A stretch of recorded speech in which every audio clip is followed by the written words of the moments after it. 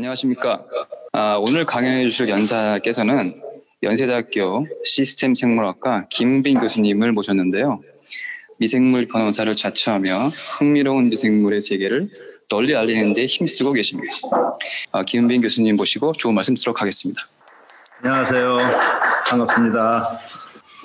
제가 사실 오늘도 말씀드릴 때는 제가는 관점이 인간의 관점이 아니고 미생물의 관점에서 말씀을 드립니다. 그래서 먼저 이런 겁니다. 미생물 관점에서 보면 인간이 어떻게 보이느냐, 참 안쓰러워 보이죠. 예. 그리고 조물주의 관점에서 보면 지구에 필요한 존재가 누굴까? 아마도 미생물이 1위로 갈 거고요. 아마 인간은 제가 봤을 때는 거의 그 바다 꼴찌 갈 확률이 굉장히 높다고 봅니다. 안타깝게도 좀 감염병 시대입니다. 이렇게 보시면 돼요. 제가 이제 첫 슬라이드 보여드릴 텐데, 제목 보시면 에피데믹. 그러니까 우리가 풍토병, 인데믹은 풍토병이에요. 풍토병이 갑자기 많이 이렇게 일어나면 그게 유행병, 에피데믹이에요. 그게 전 세계로 일어나면은 세계적 유행병, 팬데믹이 되는 거죠. 이건 에피데믹이에요. 저거는 에피데믹 유행성, 헤모리직, 출혈. 열. 그래서 유행성 출혈열 많이 들어보셨을 거예요. 이 논문을 소개해드리는 이유는 첫 문장을 보게 되면 나옵니다. 그 51년에 봄부터 갑자기 미군 병사들이 쓰러지는 거예요. 근데 미군 군인한테 이걸 본 적이 없어요. 그래서 그걸 뭐라 불렀냐면 그냥 괴질이다. 좀 이상한데 저 풍토병 괴질이다라고 생각을 했고 처음 보는 거였어요. 자, 그런데 전쟁이 끝나고 기억에서 잊혀져 가죠.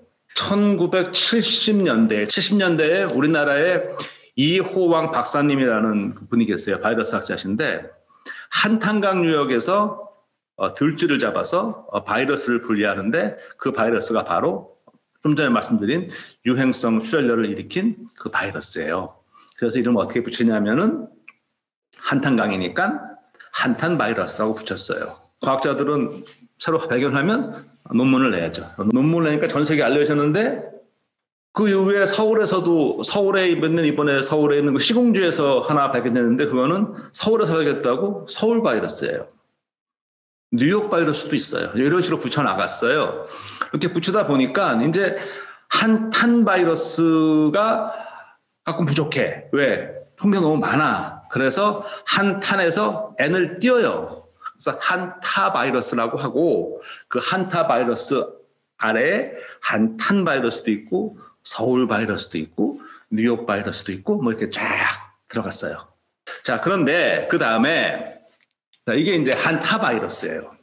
이 한타 바이러스는 들쥐가 중간 보유 숙주예요. 이거는 보시다처럼 어떻게 되냐면 그 쥐의 배설물에 접촉을 해서 우리 호흡기로 들어오면 우리 감염이 되는 거예요. 제가 그냥 한 단어로 말씀드리면 이 사람한테 가장 문제를 일으키는 가장 큰 이유는 한마디로 낯설다. 낯섦. 너무 낯설어요. 무슨 얘기냐. 인간은 지금 우리가 이런 모습으로 지구상에 나타난 지 한 20만 년 전 보고요.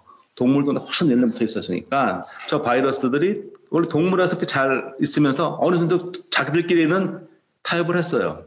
바이러스는 애매하잖아요. 이게 사실 살아있냐, 뭐 죽어있냐, 생명이냐 아니냐 그렇게 이걸 어떻게 정의하냐면 저게 숙주 밖에서는 그냥 입자일 뿐이죠. 단백질 껍데기에 그냥 안에 유전체 들어있는 것밖에 없어요. 그거밖에 없는데 일단 숙주 안에 들어오면은 이 번식의 끝판왕은 바이러스거든요.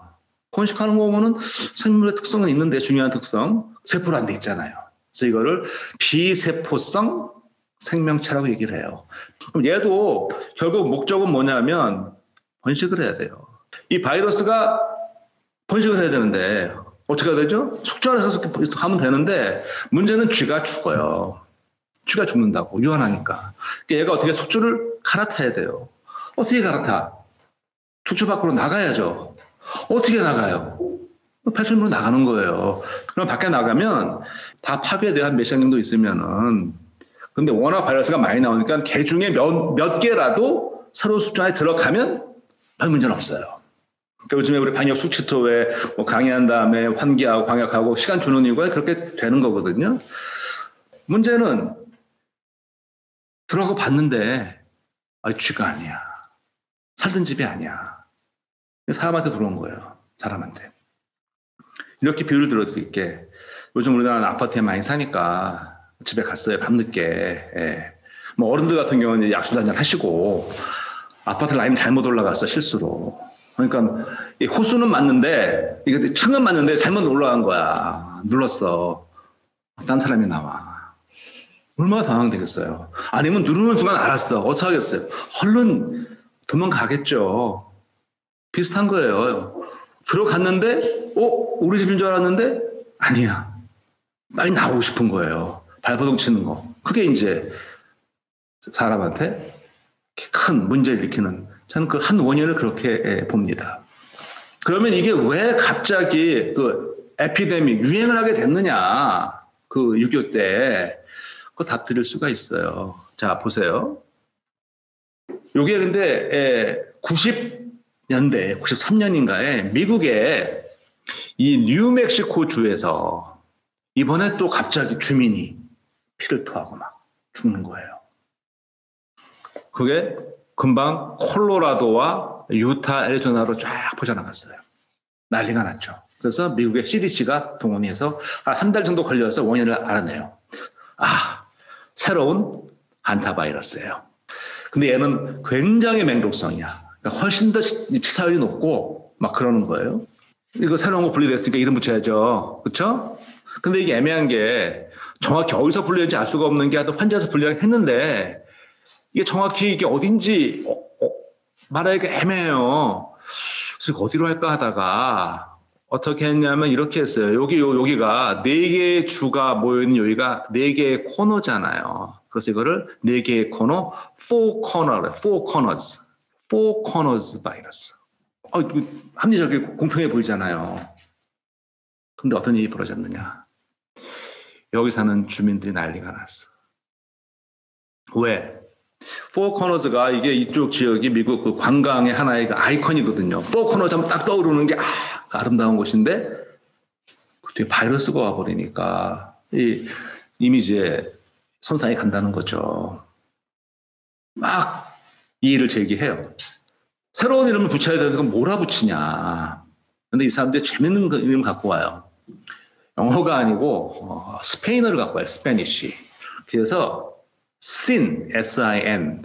영어로 하면 sin은 죄지만 스페인 말로 sin, S-I-N은 없다, no, 없다, no. sin, nombre, N-O-M-B-R-E. nom브레는 스페인 말로 이름이래요, name. 영어로 하면 no name 바이러스, 무명 바이러스. 공식 명칭이에요. 그래서 한타 바이러스에 한탄 바이러스 있고 서울 바이러스 있고 뉴욕 바이러스도 있고 쭉 있고 sin nombre 바이러스도 있어요. sin nombre. 무명 바이러스. 자, 그러면 이제 아까 제가 첫 번째 질문, 왜 사람한테 문제가 되느냐. 이제 답을 드렸고, 이게 왜 갑자기 이렇게 나타났을까? 왜 이렇게 에피데믹이 됐을까? 하는 문제를 생각해 보자는 거예요. 먼저, 6.25 때는 이제 이런 전쟁통이죠. 보세요. 이 6.25 때 이렇게 하는데, 지금 여기 쥐 오줌이 있는데, 응? 아니, 이거는 지금 눕는 정도가 아니고, 매복에 포복에 이런 전투를 벌이는데 당연히 촉촉이 많을 수밖에 없죠. 이때 미군만 사실 피해본 거 아니에요. 다 피해봤어요. 근데 기록이 이렇게 남아있는 게 미군 거는 딱 논문도 있고 기록이 남아있어서 그렇지 피해는 저쪽이 더 많이 봤대요. 중공군 쪽이. 실제로 서로 쌍방이 쟤네가 지금 세균전을 펼치나? 그렇게 의심을 해도 자꾸 사람들이 막 쓰러지니까. 자, 이때는 이해가 되시죠? 왜 이게 갑자기 일어났는지.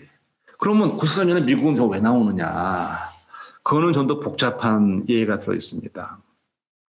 그거는요, 네. 이게 뉴멕시코에 지금 농사 짓는데요. 네, 보세요. 여기 지평선이 보여요. 네. 트랙터 2대 움직여요. 여기 어마어마하게 농사 짓는 데거든요. 또 농사 잘 돼요. 근데 93년에 엄청나게 풍년이 들었어요. 그렇지 않아도 잘 되는데. 근데 풍년이 든 이유가 좋은 건 아니에요. 그 해에 그 엘니뇨 현상이 심해져가지고 수온이 올라가서 나의 더워지는 바람에 그렇지 않아도 수확이 많은데 그 해는 더더욱이 풍작이 나서 곡물이고 뭐가 엄청 많아진 거예요. 그럼 보세요. 여기 이렇게 농사 짓는데 거기서 한번 이렇게 추악한 다음에 어떻게 나가서 한번 이삭 주워 볼까요, 이거? 그런 거 없어요. 이삭 줍는 게 어딨어. 그냥 가는 거예요. 뭐 이삭을 어디가 좋을 거예요, 지금 이거. 예. 남는 거예요. 남는 게 떨어지는 게 많은데 곡물이 많아지니까 들쥐들이 신이 났죠. 또 들쥐들 번식 잘하는 거 잘 아시죠? 쥐 번식. 들쥐들이 먹을 게 많으니까 많이 먹고 번식도 많이 했어요. 유독 그 해 번식을 많이 했죠. 그러니까 어떻게 돼요? 번식하고선 쥐가 많아지니까 여기 뭐가 많아져요? 얘가 또 대소변을 많이 보는 거지. 막 다닌 거예요. 온통. 그러니까 예년보다 훨씬 더 많은 이제 쥐 오줌이라는 게 깔린 거지. 여기 사는 사람들, 미국 사람들 이제 이렇게 야외 활동을 한단 말이에요. 자연스럽게. 그러니까 이 사람들은 원래 한 대로 했어. 그냥 한 대로 가서 다니는 데 다니고 타고 가다가 앉아서 피크닉하고 막 놀았겠지. 근데 그 해에는 쥐 오줌이 도처에 있었어요. 들어가는 거죠. 그러니까 이 원인은 그 원인을 보시면 이게 제가 이 말씀 왜 드렸냐면 이게 미생물 입장에서 봤을 때는 환경 조성이 잘 된 거야. 딱 있는데 사람들이 와서 되는 거거든요. 그래서 이 두 개를 보게 되면은 이제 알 수 있는 게 이번에 코로나도 원래 코로나 바이러스라는 것이 1930년대에 전체 발견됐거든요. 그 닭에서. 그러다가 사람한테 된 거는 60년대에 발견됐어요. 그때 처음 발견됐을 때는 그저 이 코감기 정도 일으키는 그 정도였어요. 그러다가 사스, 메르스 다 코로나죠. 이번에 코로나19. 점점 어떻게 되죠? 신종, 변종이 오죠. 원인은 뭐죠? 요즘 많이 아실 거예요. 원인은 돌연변이. 돌연변이 별거 아니에요. 갑자기 죽으면 뭐라고 그러죠, 우리가? 돌연사라고 그래요. 갑자기 변하면, 이유 없이. 그게 돌연변이에요. 갑자기 이유 없이 변한다고. 왜 변하느냐? 이유가 없다니까. 그게 돌연변이지. 이런 거예요. 돌연변이라는 게 우리 정의를 하면 우리 몸에 DNA 유전자 있잖아요. DNA에 있는 그 염기 순서가 있어요. 네. 그게 변하면 그게 돌연변인데 이렇게 보시면 돼. 우리도 일어나요.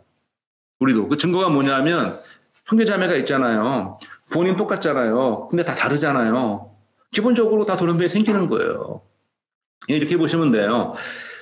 아까 생명체가 번식한다고 할 때 DNA 복제해야 되거든요. 그럼 DNA 복제할 때 이게 우리처럼 이 제락스 머신으로 카피하는 게 아니고 일일이 다 타자를 쳐야 되는 거예요. 그러면 타자를 치다 보면 오타가 생기죠. 물론 이거 프루프리딩 기능은 있어요. 백스페이스 기능이 있어요. 그럼에도 불구하고 오타는 생겨요. 아무리 타자를 잘 치는 사람도 오타가 없을 수는 없죠. 그게 돌연변이 생각하시면 돼. 의외로 생긴 돌연변이가 그 개체한테 좋을 확률이 얼마나 될까요? 별로 없어요. 근데 이 바이러스나 세균들은 워낙 번식이 빠르기 때문에 개 중에 나오는 확률이 있는 거예요. 이 돌연변이로. 그러니까 제가 지금 말씀드리는 거는 이와 같은 변종, 우리가 흔히 말하는 신종이라는 엄밀한 변종인데 이와 같은 변종 병원체가 막을 방법은 없다. 이거는 자연 현상이라는 점을 알아주세요. 이 돌연변이는 자연 현상이다. 이건 막을 수가 없다는 거예요. 어떻게 할 재간이 없네요. 그럼 어떡하냐 우리가. 이거 암담해요 사실 이거. 그러면 이거 맥이 빠져요. 근데 제가 생각을 해봤어요. 이 에티켓이라는 단어가 있어요. 에티켓. 불어예요. 지금 영어가 됐지만 원래 불어 에티켓은 티켓 그런 뜻이었대요. 근데 저 말이 이렇게 이제 영어에 현재 우리가 말하는 예의 범죄이 된 이유는 루이 14세 그 절대 군주 태양왕이라고 부르는 루이 14세 그 루이 14세가 일종의 관종병이 있었나 봐요. 있었대요. 전 역사학자는 아니지만 그 베르사유 궁전 지어놓고 매일 파티하면서 귀족들을 모아놓고 나를 보라 말이야. 이런 식으로 하는 거예요. 귀족들이 집에 가고 싶어도 그럴 수가 없는 게 워낙이 절대군주니까 있는 거. 그러면서 루이스가 뭘 만들었냐면 이 내 궁전에서는 이렇게 행동을 해라 라고 말을 했다는 거죠. 그래서 그걸 뭐라 붙였느냐? 그걸 에티켓이라고 했대요. 그러고 보니까 현재 우리의 삶도 아까 말씀드린 돌연변이 생기는 거 막을 방법이 없다. 좀 감염병의 시대거든요.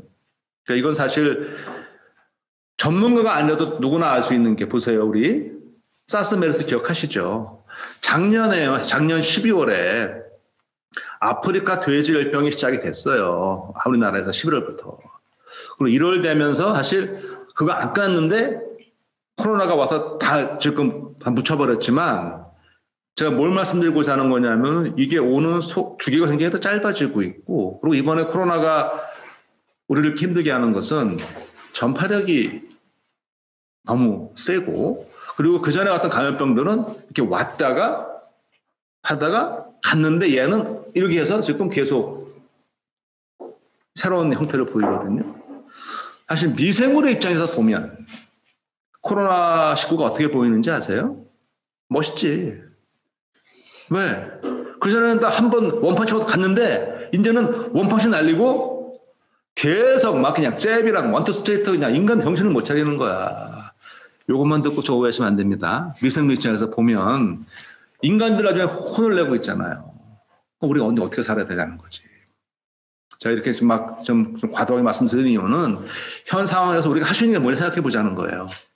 저는 그래서 오늘 제목이 감염병 시대의 슬기로운 생활, 몸과 마음의 면역 기르기잖아요.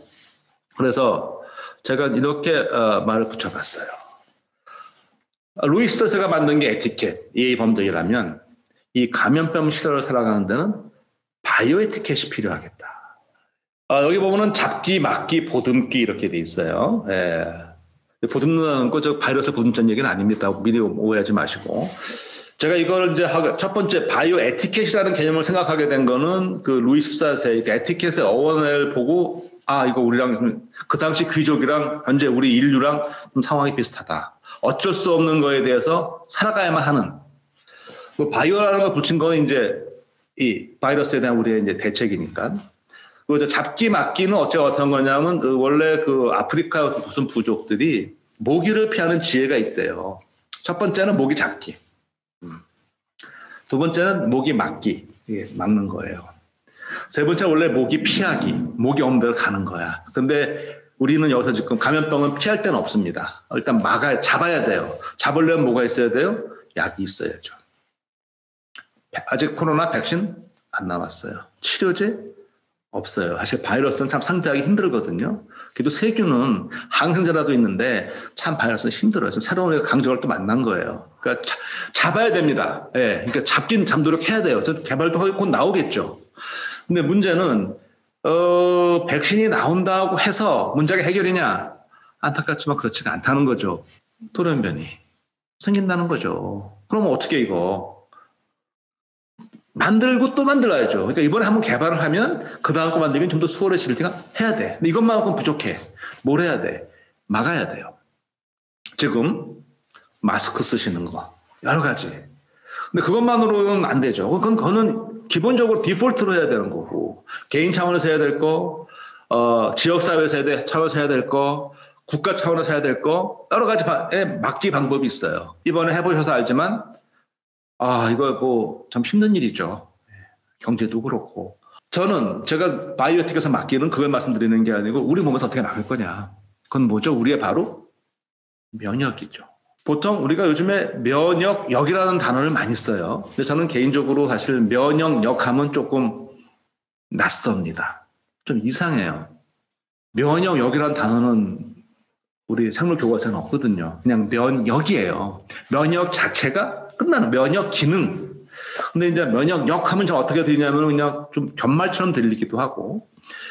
근데 아마 제가 봤을 때는 그 강조하기 위해서 누가 쓰신 것 같고 제가 여기서 그 용어 잘못했다 그 말하는 건 상관없어요. 쓰셔도 되는데 저는 그 면역력이라고 했을 때 하나 우려가 되는 게 면역이 어떤 공격적인 만을 부각시킬 수 있겠다. 그러니까 면역을 기능을 좋게 한다는 거는 면역은 첫 번째 제일 중요한 게 뭐냐? 면역이 제일 중요한 거 나와 남을 구분할 줄 알아야 돼. 셀프, 난 셀프. 그게 면역의 핵심이야. 그 다음에 뭘 알아야 되냐면 나한테 해로운 거냐? 해롭지 않은 거냐? 해롭다면 얼마나 해로운 거냐 판단할 수 있어야 돼요. 그 다음에 이거를 공격할 거냐 허용할 거냐. 그러니까 면역이라 하면 제일 먼저 뭐 식별해야 돼요. 식별 능력.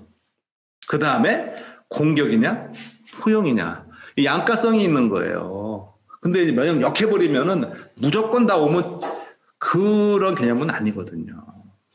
그래서 일단 우리가 어쨌든 제가 설명드리겠지만 그런 육체적인 면역을 어떻게 올릴 수 있겠냐는 문제. 또 하나 보듬기는 뭐냐면 우리끼리 좀 보듬어야 돼요. 요즘에 이 코로나 사태가 오래되면서 정신적 스트레스를 호소하는 분이 많다고 그러죠. 네. 실제로 그래서 지금 뭐 뉴스 같은 거 보게 되면 이성을 잃고 막 공공연히 난동 피는 분들도 나오고 그런 말이 나오거든요. 근데 그것도 보듬어야 되는. 그래서 지금 바이오 에티켓에서 세계 필요제 개발, 이건 뭐 전문가들이 해야 될 문제고요. 면역 증강, 이건 개인 차원에서 우리가 해야 되는 거고요. 보듬기, 이건 우리 뭐 다 같이 해야 되는 건데, 먼저 이 막기, 면역을 어떻게 우리가 올릴 수 있을까 하는 얘기를 한번 생각해 보도록 하겠습니다. 먼저 이제 미생물이 뭔지 말씀을 한번 드리려고 그래요. 저한테 이제 이런 질문들을 많이 해요. 미생물이 뭐냐? 그럼 저는, 네. 동물 아시죠? 네, 그러세요. 식물 아시죠? 네, 그러세요. 그러면은 제가 동물, 식물 빼고 다 미생물이에요. 그래요. 그러면 이런 답이 와요. 그것 빼고 뭐가 남는데? 그렇죠. 남는 게 없어요. 안 보이니까. 안 보여요. 없어 보이죠. 없어 보여요. 여기 지금 한 4,000명 관중이 앉아 계신데 없어 보인다고 기분 좋아요? 기분 진짜 똑같아요. 미생물들이 자꾸 없어 보인다고 그러니까 삐졌어. 없어 보인다니까 존재감을 보이고 싶어. 사실 원래 존재감은 늘 보여줬어. 어떻게 보여줬어요? 우리가 매일 먹는 김치. 어쩌다 한번 먹는 맥주. 다 미생물의 활동의 산물이에요. 근데 우리가 그런 존재감을 인정을 안 해. 무시해줘. 그러니까 얘네가 어떻게?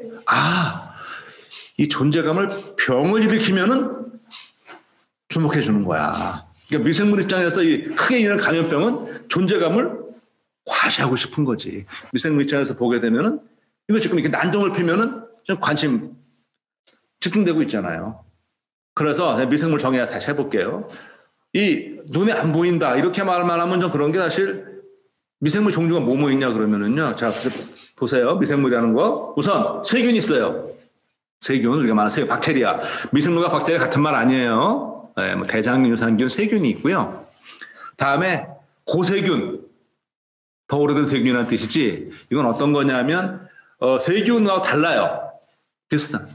얘네들은 왜 고세균이 붙느냐? 얘네가 사는 곳이 전부 다 뭐 뜨거운데, 뭐 무지 짠데 아주 그런 데만 살아. 척박할 때. 옛날 지구가 다 산다고 그래서 고세균이 된 거예요. 근데 우리도 고세균 많이 키워. 우리 장 속에. 메탄 가스를 만드는 세균이 있어요. 이거 미생물은 다 고세균이에요. 매일 남몰래 뿜으시는 방귀 가스 성분의 한 30%가 다 메탄 가스예요. 그게 지금 많은 분들은 왜 유튜브 보면 이렇게 불 붙이는 사람이 있잖아. 그분은 그 고세균을 많이 키워서 메탄이 많은 분이야. 네. 다음에 곰팡이. 좀 어렵게 말하면 진균. 곰팡이 아시죠? 곰팡이 하면 곰팡이 핀 것만 떠올리시는데 이스트도 곰팡이, 단세포 곰팡이고요.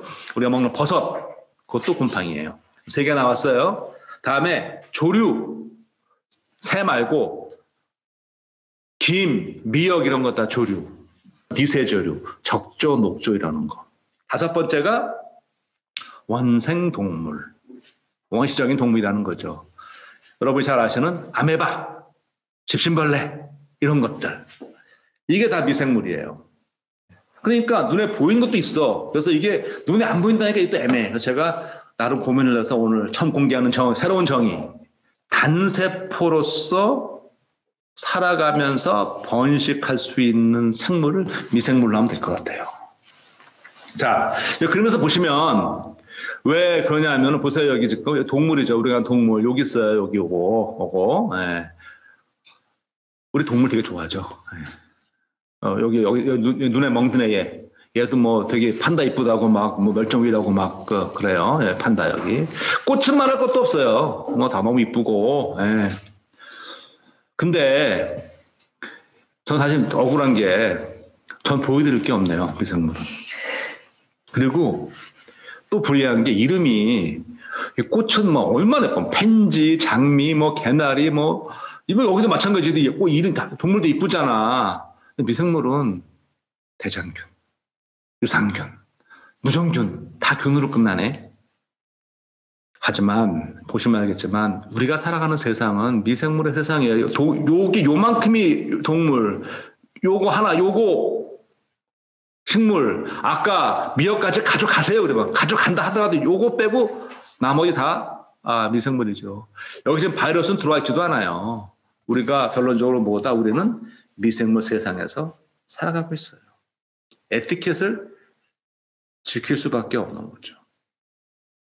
그러니까 살아가는데 미생물을 없앨 수도 없어요. 없애서도 안 되고 없애면은 미생물이 없으면은 전체 이 삶도 없는 거거든요. 어떻게 살아가겠느냐? 아까 제가 말씀드렸잖아요. 세 가지. 잡기, 막기, 보듬기. 자, 그럼 막기 어떻게 막을 수 있느냐? 육체적 면역이라고 했습니다. 우리 몸에 요즘 많이 아시겠지만 수는 게 중요시 하는데 흔히들 뭐 10배 많다고 하면 정확하진 않은데요. 우리 세포보다 훨씬 더 많은 미생물이 살고 있습니다. 우리 몸에. 예, 우리 그런 거를 다 합쳐서 뭐라고 그러느냐? 인간 미생물체라고 해요. 휴먼 마이크로바이옴. 굉장히 중요해요. 그 숨을 한번 쉬어보세요. 그 숨을 쉬면 시원해지실 겁니다. 우리는 보통 그 숨을 쉬면 내가 가슴이 앞으로 확 나오니까 들어와서 생각하는데 그건 아니고 환경막이 쭉 내려가면서 기압이 내려가니까 이게 확 들어오는 거거든요. 시원하다는 건 뭐냐면 몸 밖이란 얘기예요. 그러니까 우리의 몸 밖은 다 미생물 쌓여 있어. 기도 몸 밖이죠. 식도 몸 밖이에요. 위장도 몸 밖이죠.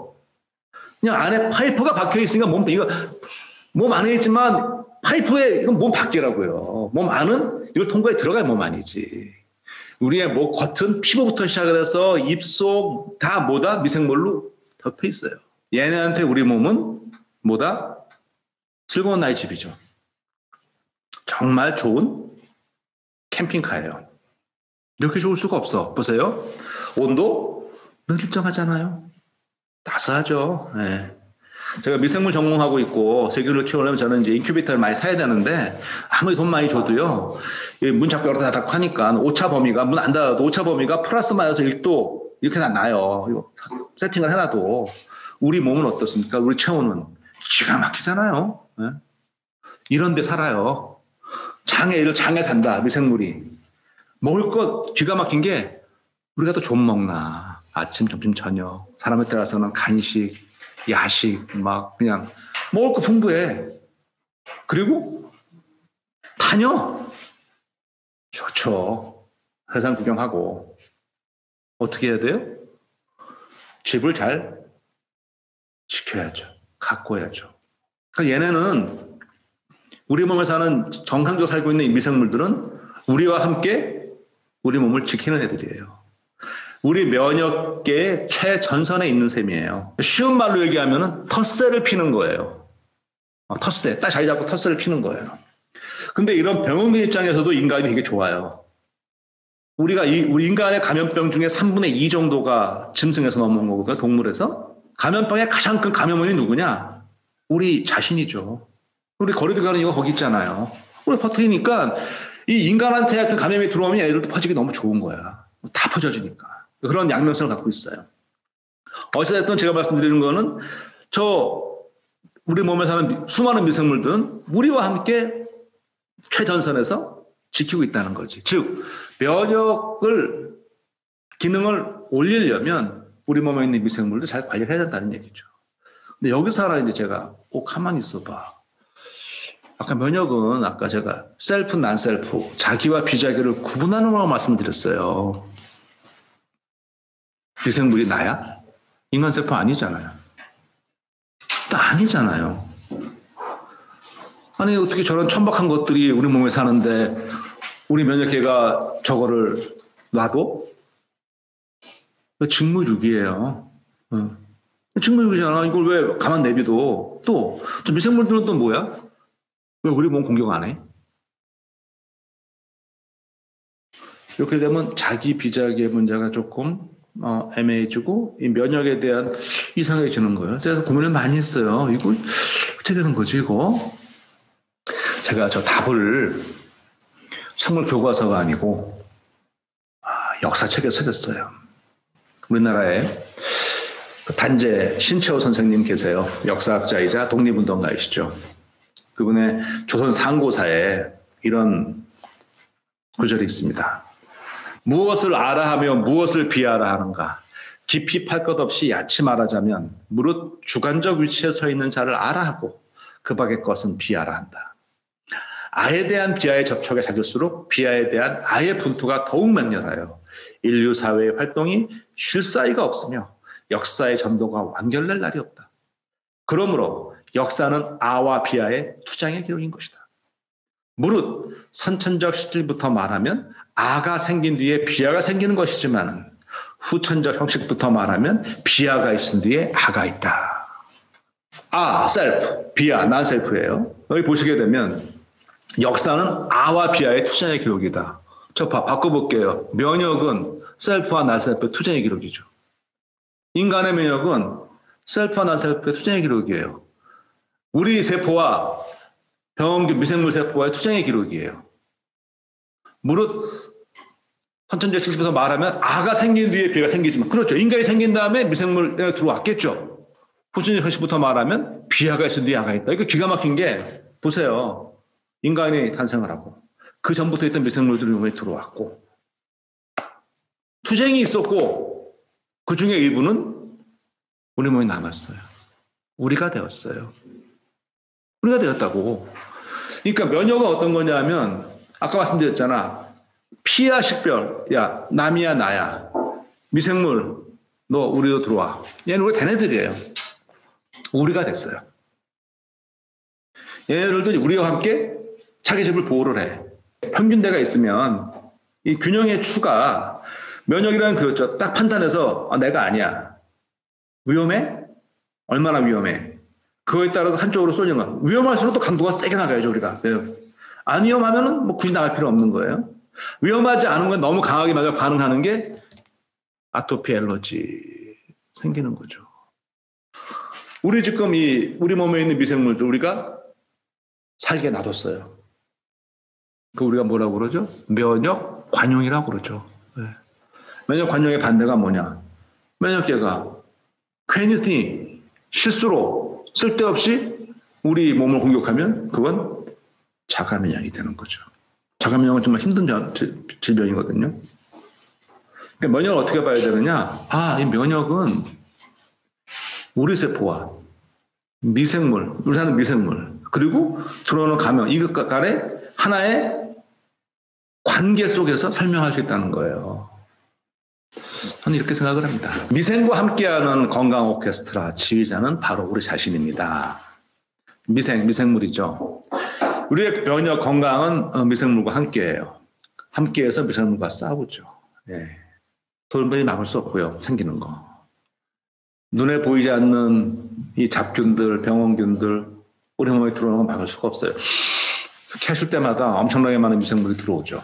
사실 미생물 이퀄 병원균이 아니에요. 코로나 바이러스처럼 병원이 있는 것도 물론 있죠. 대부분의 미생물은 다 우리한테 이득이 돼요. 근데 항상 그렇습니다. 이게 잘못된 시간에 잘못된 장소에 있으면 문제가 되는 거예요. 왜? 보세요. 장 속에 우리 대장균 살아요. 좋은 대장균. 걔네들은 비타민도 만들어주고 막 살아요. 그런데 만약에 대장균이 요도로 들어갔다. 그러면 그거 자라요. 왜? 걔네들 막 볶고 있으면 자라니까 성장이에요. 근데 우리한테는 뭐가 되죠? 감염이 되는 거예요. 멀쩡한 세균도 우리한테 병을 일으키지 않는 것도 상처 좀 났을 때 싹싹 끓였는데 잘못되면 덧나잖아요. 그거 감염되는 거거든요. 미생물 입장에서는 내가 들어갔는데 자랐을 뿐인데. 우리가 이걸 아니까 어떻게 예방을 해야 될지 이제 생각을 해봐야 되는 거예요. 일단 접촉을 안 하는 게 제일 좋겠죠. 그리고 이런 신종, 변종 바이러스가 번성할 수 있는 환경을 안 만들어주는 게 좋겠죠. 알았으니까. 여러 가지가 있을 거예요. 어떻게 하면 우리가 두는 거리두기, 이거 자체도 그런 환경을, 고리를 끊어가고 일단 노력이잖아요. 그게 첫 번째죠. 그리고 각자 몸 차원에서는 면역을 향상시키는 방법 중에 하나는 건강관리 잘하라는 건데 첫 번째 규칙적인 생활 제일 중요하다는 점. 두 번째는 스트레스 안 받아야 되는데 거기에 대한 말씀을 드려보도록 하겠습니다. 여기 사고 면역, 여기 사고는 액시던트가 아니고요. 생각 면역이에요. 제가 아까 앞서서 그런 말씀 드렸죠. 요즘에 이 코로나 시대에 스트레스들이 너무 많다. 나 아니면은 다 감염된 사람처럼 보이는 거야. 요즘 지하철 타고 재채기 한번 하면 엄청 주목받아요. 식당에서 물 먹다가 사례 들리잖아요. 제가 지금 물을 왜 못 먹는지 아세요? 사례 들릴까 못 먹고 있는 거예요, 지금. 난리 나요. 큰일 납니다, 요즘에. 우리가요, 요즘 그 인터넷 정보의 바다라고 그래요. 구글 같은 데 가면 없는 게 없잖아요. 근데 이거 아셔야 돼. 정보가 많은데 잘못된 것도 무지 많다는 점. 저는 이 앞으로 필요한 게 어떤 거냐? 그런 넘쳐나는 정보의 중에서 나한테 필요한 거, 유익한 거는 받아들이고 해로운 거, 필요치 않은 거는 걸러낼 수 있는 능력이 필요하다고 봐요. 저는 그거를 사고 면역이라고 부르는데 이런 감염병 시대에 아까 막기에 중요한 게 이거 하나예요. 사고 면역. 잘못된 말에 휘둘러서 불안과 공포에 떤다면 이거는 감염된 것보다 더 위험할 수 있어요. 요즘 우리나라 좀비 영화 많이 나와요. 한국형 좀비라고 그래갖고. 거기 보면은 갑자기 뭐 바이러스, 신종 바이러스에 걸려서 좀비 되는데 그런 바이러스는 없어요. 증세상으로 그쪽 비슷한 바이러스를 하라면은 광견병 바이러스가 좀 비슷하죠. 근데 광견병 바이러스는 잠복기가 되게 길어요. 몇 달에서 한 1년까지도 가요. 제가 말씀드리는 거는 좀비를 만드는 미생물은 없는데 이런 감염을 해서 우리가 가끔씩 좀비처럼 될 수가 있어요. 왜? 우리의 생각이, 마음이 잠식을 당하면 마음 잠식 안 당하면 어떻게 되느냐? 사고면역이 쓴다는 거죠. 사고면역. 근데 사고면역을 저는 이거 미생물한테 배워요. 여기 보면 지금 그림 보세요. 뭐 하고 있어요? 가위로 뭐예요, 이거? 예, 지금 400명이랑 DNA를 말씀하셨는데, 예, 한번 DNA예요. DNA를 가위로 잘라요. 뭐죠, 이게? 유전자 가위예요. 유전자 가위라는 건 뭐냐면 세균에서 유래한 건데 특정 효소가 있어요. 세균을 자르는 그 가위. 옛날에 제한효소라는 게 있었고요. 요즘 유명한 거 있어요. 아주 맞춤형 가위. 얼마 전에 노벨상 화학상 발표났죠? 네, 크리스퍼 가위라는 거. 네, 그 크리스퍼라는 게 뭐냐면 이 제한효소라는 그 가위, 유전자 가위는 좀 뭉툭한 가위야. 툭툭 그냥 자르는 거라면 제한된 데만 잘라. 근데 크리스퍼 유전자 가위는 원하는 데를 쫙 잘라. 근데 그게 뭔지 아세요? 제한효소라는 거는 세균의 뭐냐? 세균의 일종의 선천성 면역이라고 보시면 돼. 세균도 바이러스 감염되거든요. 세균 바이러스는 DNA 바이러스예요. DNA가 딱 들어와. 그러면 세균 입장에서는 뭐냐? 내 DNA가 아닌 DNA가 들어왔다. 이거는 감염된 거야. 어떻게 해야 돼요? 잘라버려야 돼요. 우리는 그걸 갖다가 유전자 가위로 쓰는 거고요. 최근에 발견된 크리스퍼 가위는 뭐냐? 이거 기가 막혀요. 세균이 한번 침입을 해서 세균 바이러스가 그거의 일부를 잘라 가지고 있어. 크리스퍼 사이에. 그 다음에 똑같은 게 들어왔다. 출장해서 끝장을 내버리는 거예요. 우리의 항원항체와 비슷한 거지. 항체와 비슷한 거지. 후천성 면역과. 그게 유전자 가위예요. 보세요. 제가 이 말씀 왜 드리냐면은 세균도 외부에서 들어온 DNA라는 정보 그거를 가릴 줄 알아요. 미천한 것들이 그러면 다들 만물의 영역을 자부하신다면 미천한 것들도 저걸 가리는데 우리 사과면역을 키워야죠. 사과면역 어떻게 키우느냐? 아까 우리 육체의 건강은 운동과 이 규칙적인 생활 말씀드렸잖아요. 사과면역 어떻게 키우느냐? 이런 미디어 리터러시 강연을 많이 들으시고 특히 이런 미생물 강의 이런 게 사과면역을 키우는 하나의 방법인 거죠. 사과면역을 키웠어요, 이렇게. 그러면 이제 제가 말씀드렸던 아까 해서 막기에 2개 말씀드린 거예요. 면역엔 2가지가 있어요. 뭐가 있어요? 육체적인 면역도 있지만 사과면역이 중요하다. 보듬기 얘기를 좀 해야 돼요. 보듬기 얘기. 이번에는 까미입니다. 까미. 그 당시 패스트는 실질적으로 모든 것을 뒤덮어 버렸다고 말할 수 있을 정도였다. 개인의 운명은 더 이상 있을 수 없었고 패스트라는 집단적인 사건과 모든 사람이 감정만 존재했다. 가장 두드러진 것은 이별과 유배의 감정으로 거기에는 두려움과 반항심이 내포되어 있었다. 이 패스트를 코로나19로 바꿔보세요. 똑같아요. 지금은 보세요. 지금은 코로나가 실질적으로 모든 것을 두드러볼 수 있죠. 코로나라는 집단적인 사건과 모든 사람의 감정만 존재하고 있죠. 가장 들어준 것은 이별과 유배, 자가격리의 감정으로 거기에는 두려움과 반항심. 요즘 반항심 나오잖아. 우리가 왜 이래야 되는데? 나오잖아요. 딱이잖아요. 이렇게 잠식되면 우리 아까 제가 말씀드렸잖아요. 정신이 잠식되면 이거 힘들어져요. 저는 이거를 이겨낼 수 있는 방법을 찾아야 된다고 봐요. 그리고 어떻게 이겨낼 거냐? 저는 이거를 이겨내는 걸 뭐라고 보느냐? 이걸 저는 정신적 백신이라고 말합니다. 아까 말씀드렸던 그 잡기의 육체적인 백신은 누가 개발해요? 그건 전문가가 개발해요.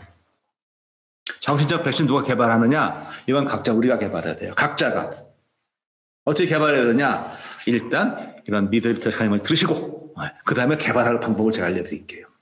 저는 이 개발하는 방법을 더 어디서 배웠느냐? 세균한테 배웠습니다.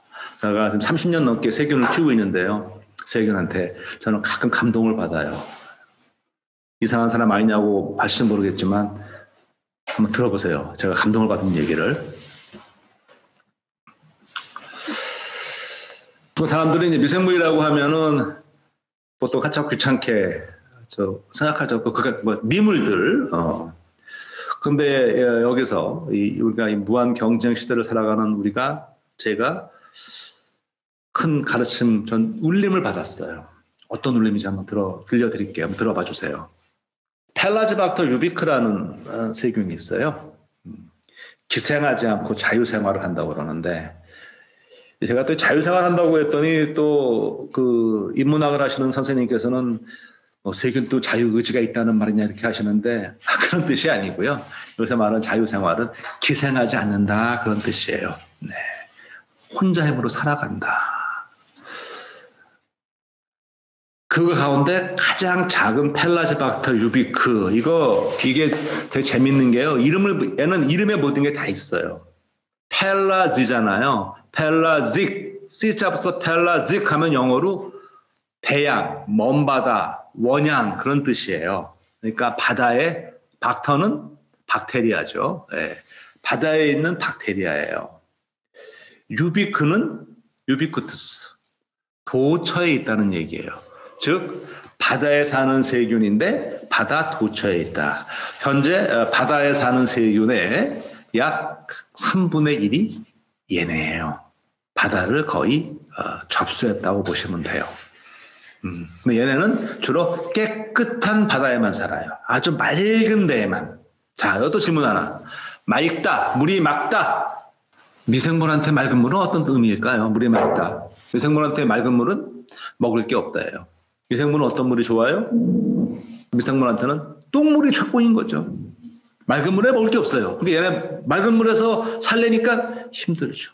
먹을 게 없으니까 되게 작아요. 미니멀 라이프의 진수를 보여줘.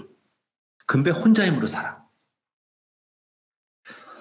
제 자신을 한번 돌아봅니다. 미니멀 라이프를 살면서 불평 없이 혼자 살아가는 저 세균을 볼 때 과연 나는 보통 우리 많은 경우 보게 되면은 자기 가진 것보다는 없는 것만 먼저 생각하잖아요. 나는 뭐가 없고 참 가진 건 많은데 생각해 보게 되면 자 어찌됐든 세균이 발견이 됐어요.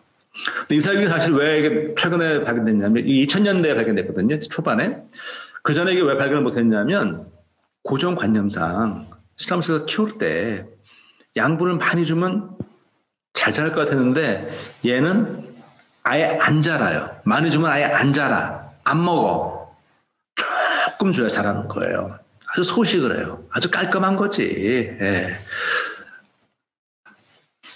근데 어떤 문제가 생겼냐면 요즘에는 이제 미생물세를 분리하면은 제일 먼저 하는 게 요즘에 현미경 잘 안 봐요. 미생물 하면 현미경 솔직히 저 실험실에 현미경이 없어요. 왜 하냐 하냐면은 현미경 공간 차지하고 현미경은 볼 때는 그냥 갖다가 보면 되지. 현미경 봐봐야 뭐 미생물 모양 뻔해요. 동그랗거나 갸름하거나 뭐 꼬불꼬불하거나 정말 봐야 된다면 전자협력을 봐야 되는데 그거는 이제 제가 갖고 할 수 있는 게 아니라 따로 맡겨야 되는 거고 그냥 요즘에는 세균을 분류하면 뭘 하느냐 유전체 분석을 해버립니다. 금방 하기 때문에 값도 싸졌고 그럼 딱 견적이 나와요. 얘가 이런 유전자가 있구나. 이런 방향으로 시험을 해봐야겠다. 이건 정말 가치가 있겠다. 뭐 새롭겠다. 어떤 경우에는 뭐 이렇게 딱 견적이 나와요. 그럼 빨리 실험할 수가 있어요. 얘도 유전체 분석을 했죠. 근데 문제가 생겼어요. 어떤 문제가 생겼느냐. 우리가 살아가려면 기본적으로 우리 인간 기준으로 봤을 때 우리 20개, 모든 생물은 20개의 필수 아미노산이 필요합니다. 그래서 뭐 광고 보시면은 뭐 아미노업, 뭐 아미노산 많이 들었다고 그러고 하죠. 우리는 어떻게 하느냐? 우리는 아미노산을 단백질을 먹어서 충당을 하죠. 고기를 먹던 뭐 식물성 단백질을 먹던 먹어서 충당을 하는 거예요. 우리는 합성할 수 있는 게 아무것도 없어요. 다 받아들여야 돼. 우리 먹어야 되는 거예요. 근데 이 세균들은 대부분의 세균들은 자기가 다 아미노산을 합성할 수 있어요. 간단한 무기화합물로부터. 얘 기생하지 않고 스스로 살아요. 그런데 이 유전체를 분석하는데 문제가 생겼네? 어떤 문제가 생겼느냐? 아미노산을 만드는 유전자가 한두 개씩 없는 거예요. 이건 말이 안 돼. 왜? 아미노산을 못 만들면 얘네 살 수가 없어. 살려면 기생해야 돼. 근데 기생 안 하고 그 맑은 물에 기생할 만한 것도 없어. 아미노산은 더더욱 없고. 이거 어떻게 된 거지? 이건 뭐 말이 안 맞는데? 이건 못 사는 데 애들? 그러면 근데 현실은 뭐야? 바다를 그냥 접수했는데 어떻게 된 건가? 답은 여기에 나왔어요. 파틀럭 파티라고. 저는 저 파틀럭 파티에 아주 웃지 못할, 지금은 웃으면서 말했지만 그 당시에는 굉장히 창피했던 저는 하나의 기억이 있습니다. 제가 91년에 미국 갔는데요. 나름 영어 잘한다고 생각을 했어요. 이과생 치고는 꼭 그걸 붙이더라고. 미국 가서도 영어 잘한대. 금방 미국 오네 치고는 뭐 이런 식이었는데 그 미국 친구 애가 갑자기 지나가는데 이번 주말 무슨 파티에 오겠니? 그래서 내가 앞엔 못 들었어요. 근데 파티 되니까 내가 그거야? 가겠다고 그랬죠. 갔죠. 가면서 이제 기대 반, 우려 반. 내가 못 먹는 음식이면 어떡하지? 갔는데 그때 알았죠. 문을 딱 열었는데 애들 딱 모여있고 보니까 나한테 딱 What kind of dish do you have? 이 파틀럭 파티가 봤더니 각자 자기가 잘하는 음식 하나씩 이렇게 해오는 거더라고요. 근데 그때 생각난 거는 이럴 때 솔직해야 된다. 그래서 솔직히 말했어요. 나는 파틀럭이 디시인 줄 알았다. 그랬더니 애들이 막 웃어. 걔네 또 이상한 거에 웃대요. 막 웃어. 어떻게 미국에 온 지 한 2달도 안 된 애가 그런 조크를 할 수 있니? 그래서 내가 조크는 뭔 조크? 진짜 몰랐는데 내가 진짜 몰랐어. 그랬더니 또 막 웃어. 내가 얘네 되게 웃긴다.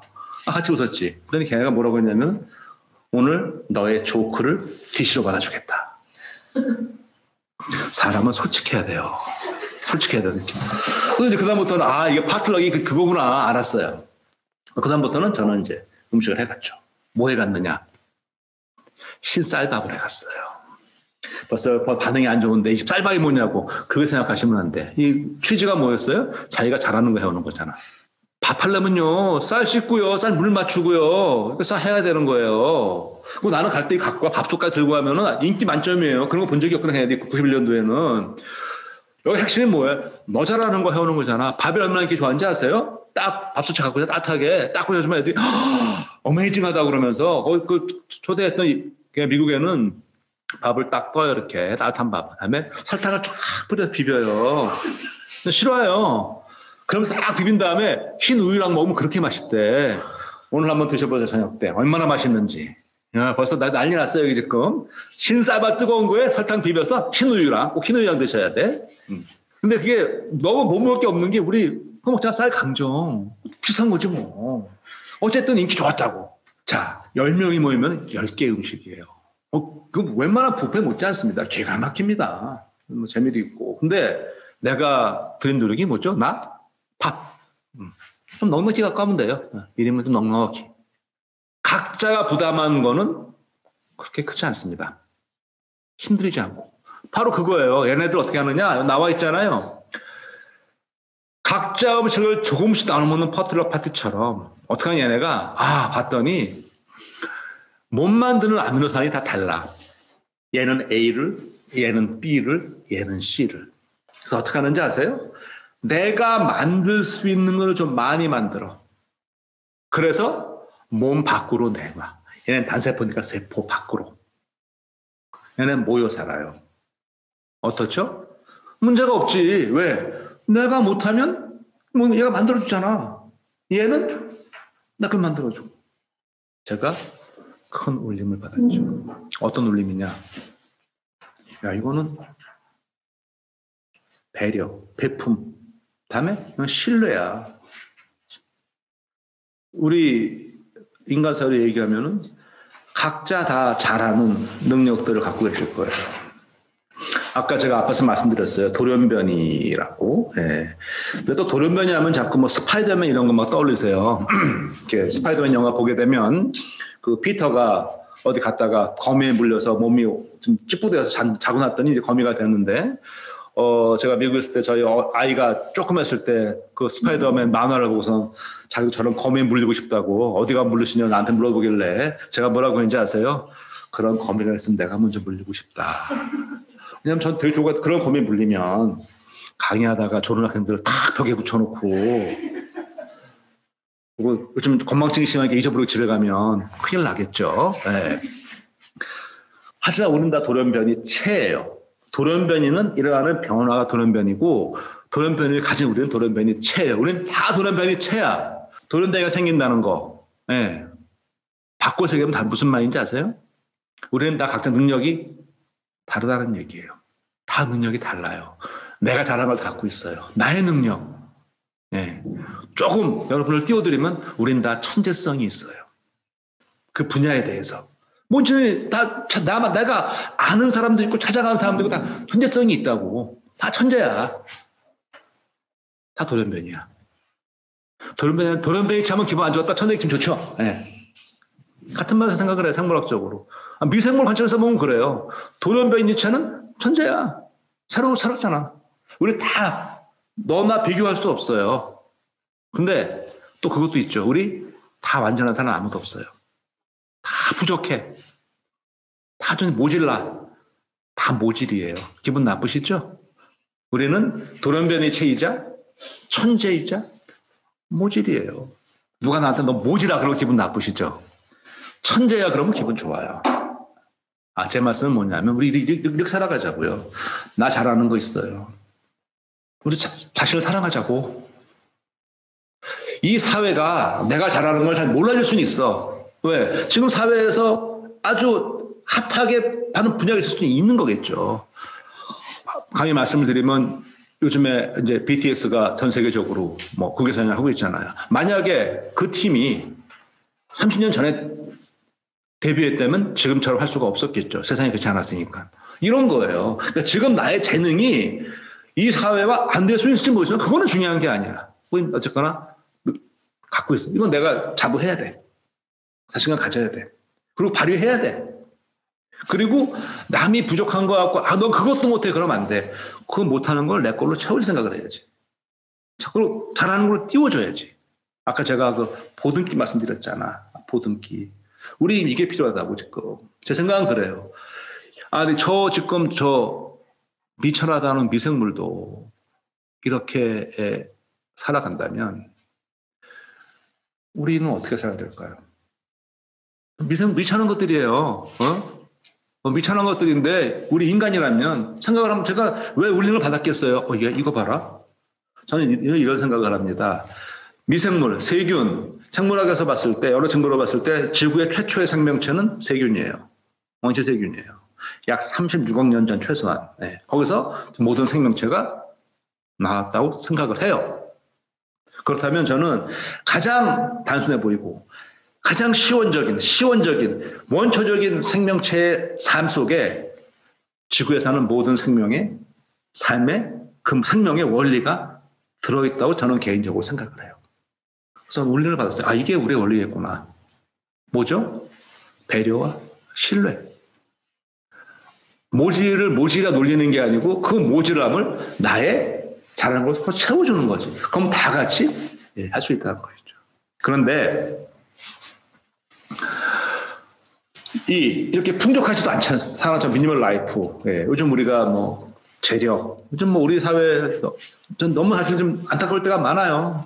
특히 젊은 친구들 너무나 이런 스트레스를 주고 그냥 우리 한번 되돌아보자.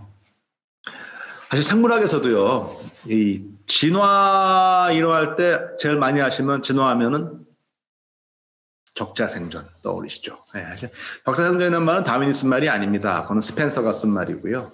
다음에 뭐 생존 경쟁, 도태 이런 말 떠올려요. 자, 적자생존, 적응을 잘하면 남다는 거죠. 진화에서 말하는 적응은 우리가 말하는 적응과는 개념이 다릅니다. 보통 우리가 적응 잘해 그러면은 저 학생은 적응을 잘해. 그 얘기는 뭐냐면은 새로운 환경에 갔을 때 잘하면 적응 잘한다고 그래요. 순서가 어떻게 됐죠? 변한 환경에 간 거예요. 환경이 변한 다음에 한 거예요. 자연계에서는 그렇게 되면 그거는 그냥 도태돼 버리죠. 아니 환경 바뀌었는데 어떻게 살아요? 이런 거예요. 보세요. 비유를 하나 드려버릴게. 양이 있어요. 양은 원래 털이 많아요. 털이 많은데 털이 유독 많은 양이 있었어요. 털이 너무너무 많아. 근데 그의 겨울이 너무너무 추웠어. 그래서 보통 양들은 다 죽었어. 누구만 살아남았느냐? 털이 무지무지 많은 양들만 살아남았어. 그 다음 세대에는 어떤 양들이 많아질까요? 털이 많은 양만 많아지겠죠. 적응은 이런 거예요. 환경은 변해요. 무작위로. 예측 불가능. 생명체도 변해요. 돌연변이. 우리 다 변해요. 변했는데 환경 변화에 맞는 돌연변이 가진 개체가 있다는 거지. 이게 적응이라는 거죠. 우리 능력 다 있어요. 맞는 게 있겠지.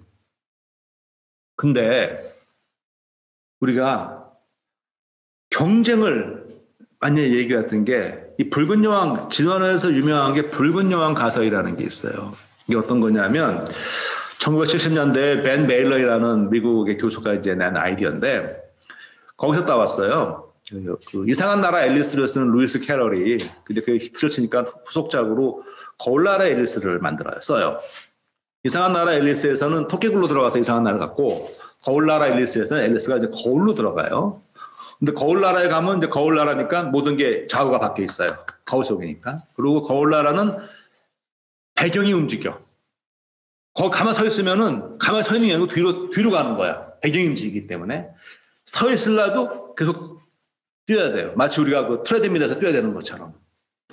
그래서 앨리스가 막 힘들어서 헥헥거리니까 근데 거울 나라를 관장하는 왕이 붉은 여왕이야. 붉은 여왕이 뭐라고 다그치는 장면이 나오냐면은 너는 참 느린 나라에서 왔구나. 여기서는 어딘가 가려면 더 빨리 뛰어야 한단 말이야. 이렇게 말을 해요.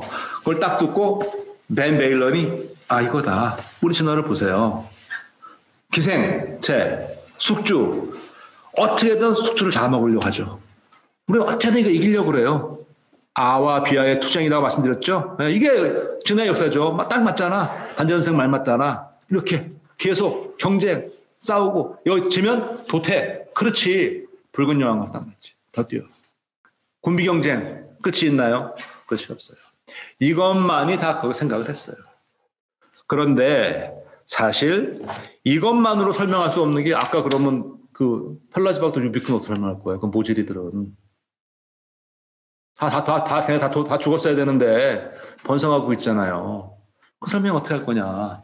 답이 안 나오는 거죠. 이거 어디서 뭐 되는 도대체 이거. 붉은 여왕이잖아요. 붉은 여왕 나왔으니까 뭐가 나와야 될까요? 이번엔 검은 여왕이 나오세요. 이거는 2000년대에 나온 이론이에요. 아까 펠라지박터 유비크가 발견된 이후에 설명할 수가 없잖아요. 자연과학이라면 그런 거거든요. 어쨌든 자연과학을 설명을 해야 되는데 기존의 걸로 설명 안 한다는 거는 여기에 뭔가 부족한 게 있다는 거잖아. 검은 여왕 가설은 이겁니다. 그 카드 게임 중에 하트라는 게임이 있대요. 저는 게임을 별로 안 좋아해서 모르는데 지금으로 했는데 얼마 전 윈도우를 깔면 거기에 기본 게임에 하트 게임이 있었다고 그러더라고요. 룰은 이런 거래요. 이렇게 나눠주고 카드를 이렇게 하나씩 내려놔요, 여기다가. 그럼 그 다음 선택에서 집어가고 내려놓는 거예요. 맨 라운드 돌다가 어느 시점에서 이제 카드를 다 펴요. 그래서 전체 합이 제일 적은 사람이 1등이에요. 그러니까 카드를 잘 내려놔야지. 언제 내려놔서 누가 집어가는 거니까. 근데 거기서 1부터 10까지 매기는데 스페이드 퀸, 검은 여왕이죠. 스페이드 퀸은 13점이에요. 그러니까 그걸 갖고 있으면 무조건 꼴찌야. 제일 높기 때문에. 그러니까 어느 타이밍에 내려내냐 이게 중요한 거죠. 그러니까 이 하트라는 게임의 핵심은 뭐냐면은 놓으라는 거예요. 붉은 여왕은 쟁취하라는 거예요. 최대한. 검은 여왕은 최대한 내려놓으라는 거야. 이 게임에 이기려면. 자, 사실 이런 서로 돕는 이런 그 공생의 모습을 우리 인간 사회도 그래. 신문 이런 거 언론에 보게 되면 미디어에 미담은 잘 안 나와요. 나와도 잘 안 봐, 사람들이. 스캔들. 야, 누가 그랬대? 왜 그랬대? 마찬가지예요. 진화 과정에서 경쟁은 우리가 관찰하기 실험하기도 좋고 관찰이 잘 돼요. 근데 돕는 거는 이거 잘 알 수가 없네. 돕는지 안 돕는 건지.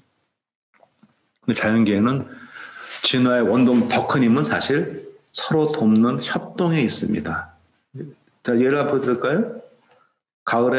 봄에 꽃이 많이 펴요. 벌나비가 날아다녀요. 늘 보시는 거죠? 벌나비 없으면 어떻게 되죠? 식물? 수분, 번식 못해요. 식물 못 자라요. 식물이 못 자라면 우리 동물 없죠. 인간도 없는 거예요. 보세요. 이게 얼마나 돕는 겁니까? 주변에 널려 있어요. 이런 관계가. 근데 우리가 그걸 그동안 잘 인식을 못했지. 이거 외에도 무지하게 많은 관계들이 훨씬 더 많은 관계가 있습니다.